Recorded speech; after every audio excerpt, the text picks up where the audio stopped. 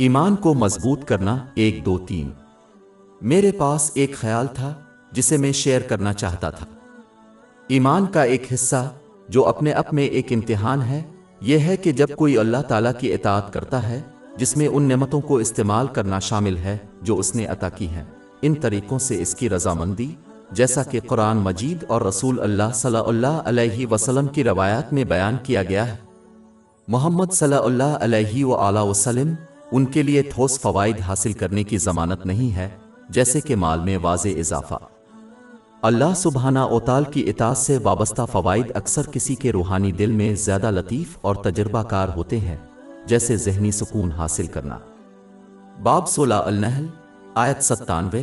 جس نے نیک عمل کیا، خواہ وہ مرد ہو یا عورت، حالانکہ وہ مومن ہے، ہم اسے ضرور پاکیزہ زندگی دیں گے اور ان کو ان کے بہترین اعمال کے مطابق ضرور اجر دیں گے۔ کمزور ایمان والا اکثر اللہ تعالیٰ سے ٹھوس فائدے مانگتا ہے، جیسے اچھی صحت، اچھا گھر اور اچھا پیشہ۔ جیسا کہ اسلام ان چیزوں کی ضمانت نہیں دیتا، شیطان اکثر لوگوں کو مکمل طور پر ایمان سے کم از کم ان کے عقیدے پر عمل کرنے سے باز رکھتا ہے، جیسا کہ پہلے بیان کیا گیا ہے۔ یہ حقیقت ایک امتحان ہے جس میں ایک مسلمان کو مضبوط ایمان حاصل کر کے کامیابی سے گزرنا چاہیے۔ اس میں اسلامی علم سیکھنا اور اس پر عمل کرنا شامل ہے، تاکہ اللہ تعالیٰ کی اطاعت سے دونوں جہانوں میں حاصل ہونے والے ان گنت فوائد کا یقین ہو جائے۔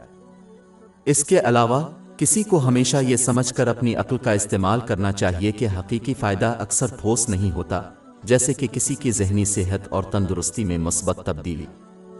ایک شخص جس کے قدموں میں دنیا ہے، وہ اس غیر محسوس فائدے کے لیے خوشی خوشی اسے ترک کر دے گا۔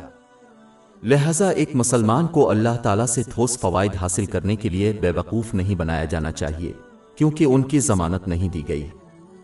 ایسا کرنا کسی کو اس کی فرمانبرداری سے مزید دور دھکیل سکتا ہے، جب کسی کو وہ ٹھوس فائدہ نہیں ملتا جو وہ چاہتا ہے۔ اس سے دونوں جہانوں میں نقصان ہوتا ہے۔ باب 22 الحج آیت 11۔ اور لوگوں میں سے وہ ہے جو اللہ کی عبادت ایک کنارے پر کرتا ہے، اگر اسے اچھائی چھو جاتی ہے تو اسے تسلی ملتی ہے، لیکن اگر وہ آزمائش میں مبتلا ہو جائے تو وہ منہ پھیر لیتا ہے، اس نے دنیا اور آخرت کھو دی ہے، یہی سری نقصان ہے۔